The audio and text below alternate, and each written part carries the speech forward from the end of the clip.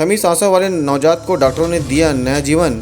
ऐसे ही नहीं कहलाते डॉक्टर देवदूत। हार्ट रेट एवं रेस्पिरेटरी रेट नहीं दिखने वाले नवजात को डॉक्टर एवं अस्पताल स्टाफ ने दिया नया जीवन। प्रसव के बाद हार्ट रेट एवं रेस्पिरेटरी रेट नहीं दिखने वाले नवजात को दंतेवाड़ा के डॉक्टरों एवं एसएनसीयू स्टाफ ने अपनी कोशिशों से नया जीवन दिया है। जन्म के बाद नवजात की सांस की गति और हृदय की धड़कन नहीं चल रही थी। लगभग मृत प्राय अवस्था में एसएनसीयू के स्टाफ नर्स ने नवजात को तुरंत एसएनसीयू में शिफ्ट किया। एसएनसीयू के प्रभारी डॉक्टर राजेश ध्रुव और डॉक्टर अनीता की सलाह व देखभाल में स्टाफ नर्स हेड ममता पाल एवं कोहिमा ठाकुर ने अपनी मेहनत और लगन से असंभव सा लगने वाला ये कारनामा कर दिखाया है।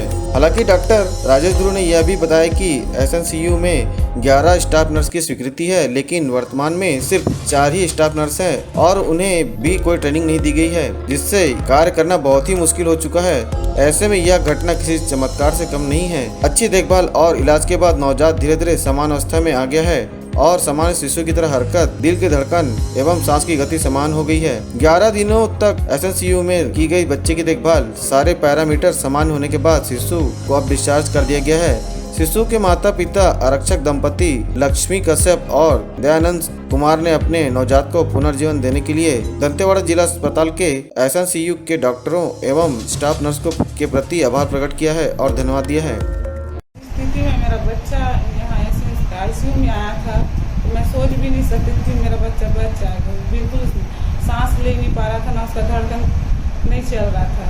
और यहाँ के पूरे स्टाफ ने मिल के पूरी मेहनत लगन से मेरे बच्चे को बहुत अच्छा से इलाज करके उसको एक नया जन्म और दिया।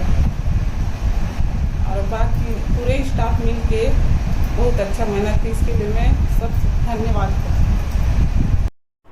सर 19 तारीख को सुबह जो है हमारे ऑब्सगानी डिपार्टमेंट के लेबर वार्ड में लेबर रूम में एक बच्चे का जन्म हुआ, जिसमें उसका हार्ट रेट और रेस्पिरेटरी रेट नहीं था और लगभग बच्चा मृत प्राय था। उसके शरीर में कोई भी हरकत नहीं थी और हमारा नर्सिंग स्टाफ जो है एसएनसीयू का वो गया था उसको अटेंड करने के लिए।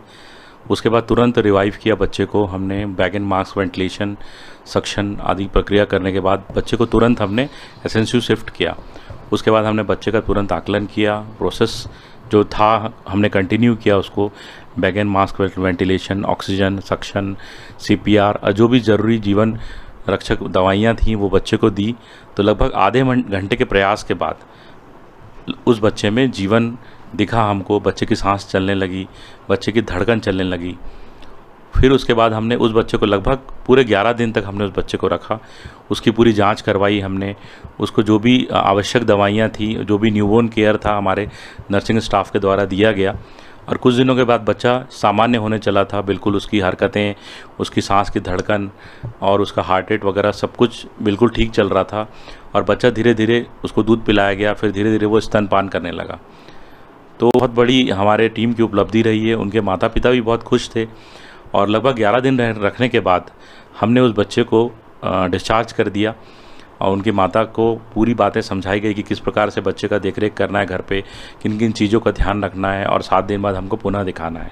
ऐसा करके हमने उसको डिस्चार्ज कर दिया। मन बहुत ही प्रसन्न हुआ क्योंकि इस तरह के कई बच्चे आए हैं एसएनसीयू दंतेवाड़ा में और भी जगह आए हैं। हमने कई बार प्रयास किया है लेकिन इस बच्चे को हम बचा पाए और ये बच्चा सर्वाइव कर रहा है। तो ये हम सब के लिए एक बहुत ही प्रसन्नता की बात है कि हम एक मानव जीवन की रक्षा कर पाए।